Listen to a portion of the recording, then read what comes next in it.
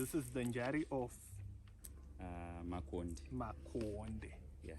So Njari Makonde is kind of depicting that it's the Njari from the Makonde area, Noi and so on. And one of the instruments that I'm also on my own journey of learning. Many of you might be familiar with it because that's the type. This is the type of Njari that Jacob Mafuleni plays. Yes. And it has a relationship with another type of Njari, Njari Dzewa Karanga, the Njari from Masvingo. But the Njari from, so this particular instrument has three layers of keys. You have these duplicate keys at the top, you have some of the middle keys, and then you have these keys that are kind of the bass. But the Njari that you find Karanga has only 2 layers, right? Nyunga. Yes. So you can see, I don't know if I... No, there. Like this, right? Yeah, like that. So you can see that there's like kind of a relationship between these keys. So you have this left-hand side, you have these keys that you pick from underneath, and then these ones, they're the same. You also have these top layer keys, and they're the same.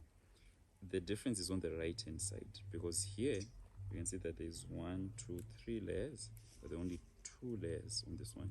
The bass, the ones at the very top, this bass and the ones at the very top, there's an extra layer here of 5 keys that are duplicating those ones. And also the Karanga Njari has an extra bass key, so it has 5 bass keys as opposed to 4. But Njari instruments, like many other Mbira instruments, they differ by region and they differ by makers. So some Njari Makonde makers will add extra keys, and some on the Karanga Njari will remove other keys. It depends on the player and what songs they want to play. There are some conventions, but there's liberty to kind of explore your own hands, if I can say it. With the kinds of I would probably just, for me, I would probably invert everything. Because I kind of resonate with my left hand more than my right, so you'd flip everything. Flip everything. I know. Is it Otno Mangoma? Yes. Who did that on one type of mbira? He inverted it. I don't remember which one it was. Yeah. So the mbira you're referring to, so on the nari, the right hand is the smaller keys, and the left hand is the bass and kind of middle register.